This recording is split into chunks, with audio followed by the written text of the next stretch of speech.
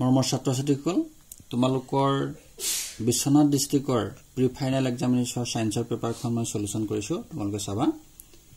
ইয়াত আছে নাম্বাৰ 1 ত আহিছিলে তোমালোকৰ লেট নাইট্ৰেটৰ তাপীয় বিয়োজনৰ তলৰ কোনটো উৎপন্ন হয়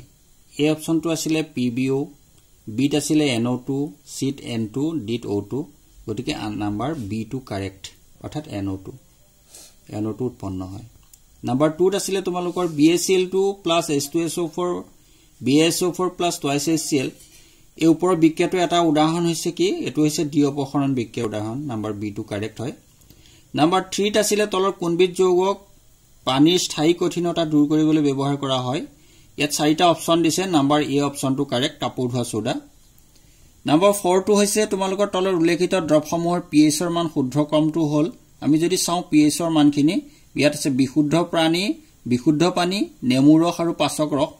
এগিটাৰ বিশুদ্ধ পানী 7 হৈছে নেমু ৰসৰ 2 আৰু পাচক ৰসৰ 1 ৰ পৰা 1.4 লৈকে হৈছে গতিকে নাম্বাৰ ডি অপচনটো কাৰেক্ট হয় নাম্বাৰ 5 টো হৈছে জিংক ধাতুৰে কপাৰ সালফেটৰ দ্ৰৱৰ লগত বিক্ৰিয়া কৰিলে দ্ৰৱটোৰ বৰণ হয় অৰ্থাৎ কালাৰহীন হয় অৰ্থাৎ কালাৰলেস হ'ব বৰণহীন নাম্বাৰ বি অপচনটো কাৰেক্ট নাম্বাৰ 6 ত আহিছিল তোমালোকৰ অম্লৰাজত গাঢ় HCl আৰু গাঢ় SNO3 ৰ অনুপাতটো হ'ল অৰ্থাৎ HCl ৰ 3 হৈ যায় SNO3 1 গতিকে 3:1 নাম্বাৰ বি অপচনটো কাৰেক্ট হয় কোৱেশ্চন নম্বৰ 7 ত আছে সালফাইড আকৰৰ পৰা ধাতু নিষ্কাশন কৰোতে আকৰটো ধাতব অক্সাইডলৈ পৰিৱৰ্তিত কৰা হয় এই পদ্ধতিটো কোৱা হয় এটো হৈছে ৰোস্টিং পদ্ধতি তাপজান পদ্ধতি নাম্বাৰ বি অপচন ডি অপচনটো কাৰেক্ট নাম্বাৰ 8 ত আছিল তলৰ ধাতুৰ সক্ৰিয়তাৰ শুদ্ধ নিম্ন ক্ৰমটো হ'ল অৰ্থাৎ শুদ্ধ নিম্ন ক্ৰমটো যদি আমি চাও অপচন ডি টু correct K is greater than Zn Zn is greater than Cu is greater than Ac অর্থাৎ পটাসিয়াম জিংক কপাৰ সিলভাৰ এনেকে যাব তোমালোকৰ 9 কোৱেশ্চন নম্বৰ 9 ত আছে তলৰ কোনটো হাইড্ৰকাৰ্বনে যোগাত্মক বিক্ৰিয়া নেদেখুৱায় অৰ্থাৎ C2H6 এৰ যোগাত্মক হয় ইথানে নেদেখুৱায় নাম্বাৰ 10 আছে ইথানলৰ পৰা ইথিন প্ৰস্তুত কৰিবলৈ তলৰ কোনটো নিৰোধক দ্ৰব্য হিচাপে ব্যৱহাৰ হয় ইয়াত অপচন কিটা আছে dilate HCl কনচেন্ট্ৰেট HCl dilate H2SO4 কনচেন্ট্ৰেট গতিকে অপচন ডি টু কাৰেক্ট হয় কনচেন্ট্ৰেট H2SO4 নাম্বাৰ 11 আছে ৰন্ধনৰ সময়ত ব্যৱহৃত বৰ্তনৰ তলিত বাহিৰ ফালে কোলা পৰে কিয়নো নাম্বাৰ অপচন B2 কাৰেক্ট হয় ইয়াত ইন্ধন সম্পূৰ্ণৰূপে দহন নহলে অৰ্থাৎ সম্পূৰ্ণৰূপে যেতিয়া দহন নহব তেতিয়া সাইটো বেছি পৰি যায় ঠিক আছে নাম্বাৰ 12 টো আছে তোমালোকৰ চাৰিটা কাৰ্বনৰ যৌগ বিউটাননত থকা কাৰ্যকৰী মূলক হ'ল অপচন C2 কাৰেক্ট হয় কিটন হয় নাম্বাৰ 13 ত আছে তলৰ কোনটো এটা ডবায়নৰ ট্ৰায়ড হয় ডবায়নৰ ট্ৰায়ড হৈছে তো গুটেকিটা তোমালোকে চাবা স্কিপ কৰিবলে এটো হৈছে ClBrI অপচন এ টু কাৰেক্ট হয় কোৱেশ্চন নম্বৰ 14 ত আছে আধুনিক পৰ্যায়ত তালিকাত বৰ্গ এটাত ওপৰৰ পৰা তললৈ গলে মৌলবোৰৰ পাৰমাণবিক আকাৰ ক্ৰমান্বয়ে ইনক্ৰিজিং হৈ যায় গতিকে অপচন এ টু কাৰেক্ট হয় নাম্বাৰ 15 ত আছে মানুহৰ বৃক্ক দুটা কোনটো তন্ত্ৰৰ অংশ এগিটা আমি অপচন কিটা যদি চাও পৰিপুষ্টি শ্বসন ৰেচন আৰু পৰিবহন গতে ৰেচনটো অপচন C টু কাৰেক্ট হয় আমাৰ লালটিত থকা উৎকেচক বিজল এমাইলেজ অপচন এ টু কাৰেক্ট 7 is তেজৰ কোনটো উপাদানে তেজ গুটমৰাত সহায় কৰে তেজ গুটমৰাৰ অনুচ্চক্ৰিক অৰ্থাৎ প্লেটলেটস এটো সহায় কৰিব অপচন C2 কাৰেক্ট হয় নাম্বাৰ 18 ত আছে দুটা নিউৰনৰ খালি সাইট কি বুলি কোৱা হয় তো সবে জানো আমি প্ৰায় সাইনেপস 19 নম্বৰত আছে তোমাৰ সাইকেল চলাই যাওতে মস্তিষ্কৰ জিটো অংশ শৰীৰৰ ভংগিমা আৰু সমতা নিয়ন্ত্ৰণ কৰে সেই অংশটো হ'ল এটো সেৰিবেলাম হয় number option B2 correct number 20 নম্বৰত আছে উদ্ভিদৰ বৃদ্ধিৰ লগত জড়িত সঞ্জীৱনী পদাৰ্থটো হ'ল অক্সিন অপচন এ টু কাৰেক্ট হয় নাম্বাৰ 21 ত আছে অগ্নাশয় গ্ৰন্থে নিঃসৰণ কৰা হৰমটো হ'ল insulin hormone option B2 correct হয় 22 ত আছে ডি বিভাজন প্ৰক্ৰিয়া সংঘটিত হয় এমিবাত প্লেনেৰিয়াত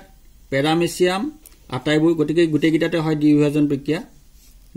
ডি বিভাজন প্ৰক্ৰিয়াটো গুটেকিটাতে হয় গতিকে অলপ দি যাব নাম্বাৰ অপচন ডি টু কাৰেক্ট হয়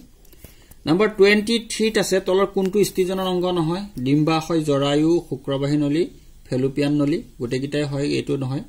অপচন C2 নহয় শুক্ৰবাহী নলীটো 24 ত আছে ৰাইস পাছে ব্যৱহাৰ কৰা প্ৰজনন পদ্ধতি হ'ল অপচন D2 কাৰেক্ট হয় ৰেণু উৎপত্তি নাম্বাৰ 25 ত আছে তলৰ কোনজোৰ যৌন ক্ৰমজমে এজনী ছোৱালী শিশুক খুচায় অৰ্থাৎ ডবল X XX হ'ব এটো হয় 26 ত আছে উখ মটৰ মাহৰ গছৰ লগত চাপৰ মটৰ মাহৰ গছৰ সংকৰণ ঘটোৱাল প্ৰথম প্ৰজন্মৰ গছবিলাক কেনেকুৱা হ'ব বুলি লিখা আছে এটা আছে 1:3 অনুপাতৰ চাপৰ আৰু উখ গঠৰ হ'ব সকলো চাপৰ সকলো উখ হ'ব 3:1 অনুপাতৰ উখ আৰু চাপৰ গছ হ'ব গতিকে C2 হ'ব অল টল প্লান্টস অৰ্থাৎ সকলো উখ হ'ব 27ত আছে সমসংস্থ অংগৰ এটা উদাহৰণ হল ইয়াত অপচন 4টা দিয়া আছে তাৰ ভিতৰত তোমাৰ অল অফ দিস আটাইকিটা শুদ্ধ হয়তে আমাৰ বাহু আৰু কুকুৰৰ আগঠেং আলু আৰু ঘাঁহৰ শিপা আমাৰ দাঁত আৰু হাতীৰ দাঁত গুটেকিটা সমসংস্থ অংগৰ এটা উদাহৰণ অল অফ দিস হ'ব 28 হৈছে লক্ষ্যবস্তু এফ আৰু টুৱাইচএফৰ মাজত ৰাখিলে অবতল দাপনে গঠন কৰা প্ৰতিবিম্বটো হট আৰু বিবৰ্ধিত হ'ব যদি তোমালোকে ধৰা আমি অবতল দাপন এখন ৰাখো ইয়াত যদি সাপোজ তোমালোকে এফ আৰু ভাস্কেন্দ্ৰটো হৈ গল টুৱাইচএফ তোমালোকে এনেকুৱা ৰাখিলে ইয়াত পুনে পুনে গৈ ভাস্কেন্দ্ৰৰ মাজে যাব আৰু ভাস্কেন্দ্ৰৰ যোৱাটো এনেকৈ পুনে পুনে আহিব অৰ্থাৎ ইয়াত গঠন হ'ব তেতিয়া আমি গম পাম যে লক্ষ্যবস্তুটো হট হ'ব দাপনৰ আগফালে হৈছে আৰু বিবৰ্ধিতত আকাৰ ডাঙৰ হ'ব গতিকে অপচন এ টো কাৰেক্ট হয় 29ত আছে 1D ক্ষমতাৰ লেন্স এখনৰ ফোকাস দৈৰ্ঘ্য হল 1 মিটাৰ হয় ইয়াত 1 মিটাৰ নাই যদি 100 সেন্টিমিটাৰ আছে গতিকে এটো অপচন এ কাৰেক্ট 30ত আছে দাপন এখনৰ পৰা যিমানে দূৰত থিয় নোহোৱা লাগে প্ৰতিবিম্বটো সদায় থিয় হয় দাপনখন কেনেকৈ হ'ব পাৰে দাপনখন হয় সমতল বা উত্তল হ'ব পাৰে সমতল দাপনৰ হয় উত্তল দাপনটো হয় অপচন ডি টো কাৰেক্ট 31ত আছে চকুত সোমোৱা পোহৰৰ পৰিমাণ নিয়ন্ত্ৰণ কৰে আমাৰ আইৰিছে নিয়ন্ত্ৰণ কৰে অৰ্থাৎ চকুৰ পতাৰ 32ত আছে নিয়মীয়া দৃষ্টিৰ সদ্যপ্ৰাপ্ত বয়স্কৰ বাবে স্পষ্ট কৰি এখন ন্যূনতম দূৰত্ব হৈছে 25 সেন্টিমিটাৰ